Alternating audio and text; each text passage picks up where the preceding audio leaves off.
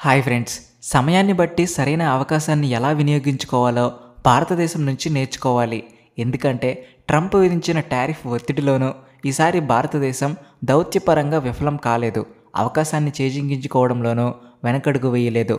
ఎందుకంటే మొదట అమెరికా టారిఫ్ల వల్ల భారత ఎగుమతిదారులపై పడే ప్రభావం తగ్గించడానికి వారికి ఆర్థిక సహాయం ప్యాకేజీలు ఇవ్వాలని ప్రభుత్వం ఆలోచిస్తుంది. దీనికన్నా ముఖ్యమైన విషయం ఏమిటంటే గత నెలలో విడుదలైన గణాంకాలు అందరినీ ఆశ్చర్యపరిచాయి. ట్రంప్ టారిఫ్లు విధించినప్పటికీ జులై నెలలో భారతదేశపు ఎగుమతులు తగ్గకపోగా 7.3% పెరిగాయి. అంతేకాకుండా ట్రేడ్ డెఫిసిట్ గత 8 నెలల రికార్డును బద్దలు కొట్టింది. That is Bharat. అయితే ఇంతకన్నా పెద్ద విషయం ఏమిటంటే ఈ ఎగుమతుల కోసం సముద్ర మార్గ రంగాన్ని మరింత బలోపేతం చేయడానికి భారతదేశం కొత్త ప్రణాళికలు ప్రారంభించింది. మరి ఆ ప్రణాళికలు అమలులోకి రావాలంటే దానికి తగ్గ బడ్జెట్ ఖచ్చితంగా కేటాయించాల్సిందే. అందుకే షిప్పింగ్ సేవలు భారతదేశం చేతుల్లోనే ఉండాలనే ఉద్దేశంతో భారత ప్రభుత్వం సముద్ర రంగాన్ని అభివృద్ధి చేయడానికి 70,000 కోట్ల నిధిని కేటాయిస్తుంది. ఇప్పుడు భారతదేశం దృష్టి అటు ఇటు వెళ్లకుండా నేరుగా గ్లోబల్ షిప్ బిల్డింగ్ ర్యాంకుపై నిలిచింది. ఇదంతా దేనికి సూచన? భారతదేశం ఎందుకు ఇలా చేస్తుంది? ఈ మొత్తం అభివృద్ధి గురించి ఈ వీడియోలో ఇంకా వివరంగా తెలుసుకుందాం. కానీ అంతకన్నా ముందు ఈ వీడియోని లైక్ చేసి మన ఛానల్ని సబ్స్క్రైబ్ చేసుకోండి. ఎందుకంటే ఇది మీకు ఒక్క సెకండ్ పని కావచ్చు, కానీ మాకు చాలా పెద్ద సహాయం అవుతుంది. ఇక అసలు విషయానికి వస్తే చదరంగంలో గొప్ప ఆటగాడు అంటే సరైన కదలికను సరైన సమయంలో చేయగలిగిన వాడే. లేకపోతే కదలడం అందరికీ తెలుసు కదా.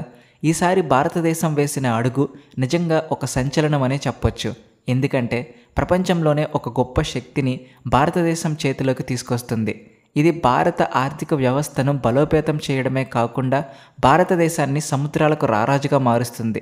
నిజానికి మన దృష్టి భారతదేశంలోని సముద్ర శక్తిపై ఉంది. ఎందుకంటే భవిష్యత్తులో రారాజుగా ఎదిగేది భూమి కంటే సముద్రంపై పట్టు ఉన్నవాడే.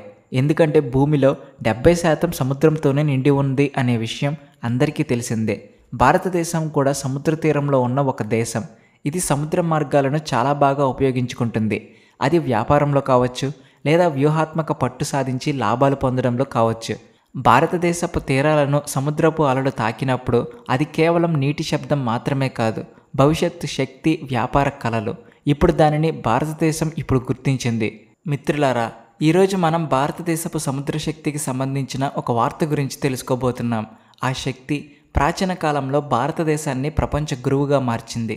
అప్పుడు మన నౌకలు హిందూ మహాసముద్రం నుండి అరేబియా సముద్రం వరకు, ఆఫ్రికా తీరాల వరకు కూడా వ్యాపారం చేసేవి.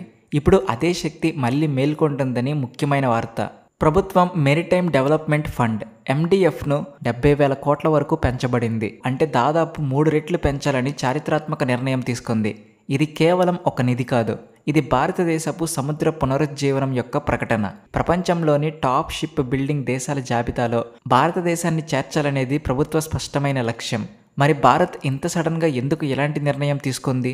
ఇంత ఆకస్మిక నిర్ణయం తీసుకోవడానికి ప్రధాన కారణం, ప్రస్తుతం భారతదేశం ఈ విషయంలో చాలా వెనుకబడి ఉంది. అయితే ఇంత పెద్ద భారతదేశం 7,500 కిలోమీటర్ల పొడవైన తీరం ఉన్నప్పటికీ మనం ఎందుకు వెనకబడి ఉన్నామనే ప్రశ్న తలెత్తుతుంది. నిజం చెప్పాలంటే ప్రపంచ షిప్ బిల్డింగ్ మార్కెట్లో భారతదేశం వాటా కేవలం 1 నుండి 2% మాత్రమే. అంటే ప్రపంచ నౌకా నిర్మాణ మార్కెట్లో మన భాగస్వామ్యం దాదాపుగా 0. దీనికి కారణం నౌకలు తయారు చేయడానికి ఎక్కువ సమయం, భారీ పెట్టుబడి అవసరం. కానీ మన షిప్ యార్డ్లకు చాలా కాలం నుండి సరైన పెట్టుబడి లభించలేదు. అంతేకాకుండా చైనా, కొరియా, జపాన్ వంటి దేశాలు అల్ట్రా మోడర్న్ సాంకేతికతను తమ చేతుల్లోకి తీసుకున్నాయి. అయితే భారతదేశంలోని అనేక షిప్ యార్డులు దశాబ్దాల క్రితం నాటి పాత సాంకేతికతతో పనిచేస్తున్నాయి. ఈ కారణంగానే షిప్ బిల్డింగ్లో 90% వాటా ఈ 3 దేశాలదే. చైనాది దాదాపు 46%, కొరియాది 30%, జపాన్ది 15%. భారతదేశం వాటా కేవలం 1 నుండి 2% మాత్రమే. మిగతా భాగం యూరోప్, ఇతర దేశాలది. డ్రై డాక్స్, రిపేర్ హబ్లు పరిమితంగా ఉండడం కూడా ఒక పెద్ద కారణం. దీనివల్ల లాజిస్టిక్ సపోర్ట్ బలహీనంగా ఉంది. అంతేకాకుండా చాలా కాలం పాటు షిప్ బిల్డింగ్ను మ్యానుఫ్యాక్చరింగ్ రంగంలో వ్యూహాత్మక భాగంగా పరిగణించలేదు. అలాగే తగిన ట్యాక్స్ మినహాయింపులు లభించలేదు. దీనివల్ల భారతదేశం తన పెద్ద నౌకల నిర్మాణం కోసం విదేశీ కంపెనీలపై ఆధారపడవలసి వచ్చింది.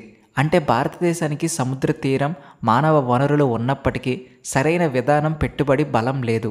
అందుకే ఈ 3 ఆసియా దేశాలు చైనా, కొరియా, జపాన్ ఈరోజు ప్రపంచ నౌక నిర్మాణ మహానాయకులుగా మారాయి. వారు తమ ఆర్థిక వ్యవస్థను షిప్ బిల్డింగ్, షిప్పింగ్పై ఆధారపడి ఉండేలా మలుచుకున్నారు. చైనా ఈరోజు ప్రపంచంలో మ్యానుఫ్యాక్చరింగ్ హబ్గా మారడానికి కారణం కేవలం ఫ్యాక్టరీస్ మాత్రమే కాదు, దాని దగ్గర చవకైన, శక్తివంతమైన నౌకలు ఉండడమే. అవి ప్రపంచం మొత్తం వస్తువులను చేరవేస్తాయి. దీనివల్ల చైనా ఉత్పత్తులు మిగిలిన వాటితో పోలిస్తే చౌకగా ఉంటాయి. ఇప్పుడు భారతదేశం కూడా అదే శక్తిని తన చేతుల్లోకి తీసుకోవాలని కోరుకుంటుంది.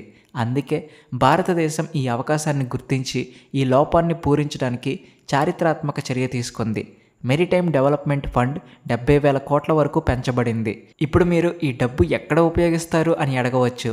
ఈ డబ్బు ఒకే చోట కాకుండా నౌకా నిర్మాణం అంటే షిప్ బిల్డింగ్, నౌకల రిపేర్స్ హబ్ల నిర్మాణం, అలాగే పోర్టు మౌలిక సదుపాయాలలో ఉపయోగించబడుతుంది.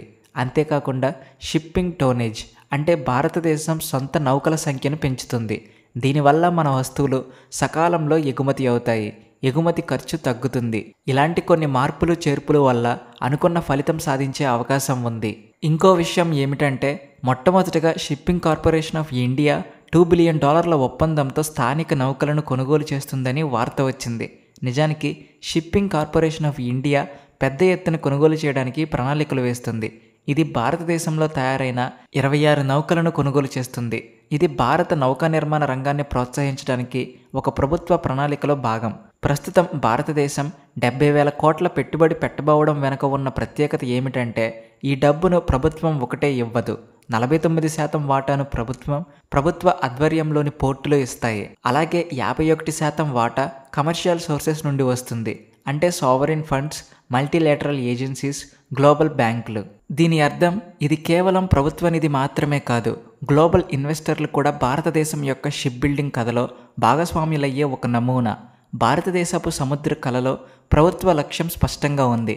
అదేమిటంటే 2047 నాటికి భారతదేశాన్ని ప్రపంచంలోని టాప్ 5 షిప్ బిల్డింగ్ శక్తులలో చేర్చాలి. అన్నీ అనుకున్నట్లు సాగుతున్నప్పటికీ భారతదేశానికి మరో సమస్య ఎదురవుతుంది. అదే నౌకల గుండె చప్పుడుగా పనిచేసే మెరైన్ ఇంజిన్. దీనిని భారతదేశం ఇప్పటికీ ఇతర దేశాల నుండి తీసుకుంటుంది. ప్రస్తుతానికి ఒక శుభవార్త ఏంటంటే అమెరికా టారిఫ్ల వల్ల భారతదేశ ఎగుమతులు ఎక్కువగా ప్రభావితం కాలేదు. అయితే 50% టారిఫ్ విధించడం వల్ల తమిళనాడులో వస్త్రాలు, దుస్తులు, యంత్రాలు, ఆటో విడిభాగాలు, తోలు, పాదరక్షల వంటి అనేక రంగాలు ప్రభావితం కావచ్చు. ఈ ప్రభావం నుండి తప్పించుకోవడానికి ఈ ఎగుమతిదారులకు భారతదేశం నుండి ఆర్థిక ప్యాకేజీ ఇవ్వవచ్చు. అంతేకాకుండా మరొక శుభవార్త ఏమిటంటే ట్రంప్ టారిఫ్లు విధించినప్పటికీ జూలై నెలలో అమెరికాకు భారతదేశం ఎగుమతులు దాదాపు 20% పెరిగాయని వార్త వచ్చింది. అయితే భారతదేశం దిగుమతులు దాదాపు 13% పెరిగాయి. ఇది అమెరికాకు ఇప్పటికీ భారతదేశం అవసరం ఉందని చూపిస్తుంది. దీనిని అంతం చేయలేరు. టారిఫ్ల విషయంలో చివరికి అమెరికా తగ్గవలసి ఉంటుంది. మొత్తానికి 2047 నాటికి మన భారతదేశం అభివృద్ధి చెందడమే కాకుండా ప్రస్తుతం భారతదేశం తీసుకుంటున్న చర్యల వల్ల షిప్ బిల్డింగ్లో టాప్ 5 స్థానాల్లోకి వస్తుందని మీరు భావిస్తున్నారా? లేదా భారతదేశం ఇంకా ఏమైనా బలమైన చర్యలు తీసుకోవాలా? మీ అభిప్రాయాన్ని కామెంట్లలో తెలియచేయండి. ఈ వీడియోను లైక్ చేసి మీ స్నేహితులతో షేర్ చేయండి. తద్వారా వారికి కూడా సమాచారం లభిస్తుంది. ఇటువంటి మరిన్ని మంచి వీడియోల కోసం మా ఛానల్ను సబ్స్క్రైబ్ చేసుకోండి. Please like and share and also thanks for watching.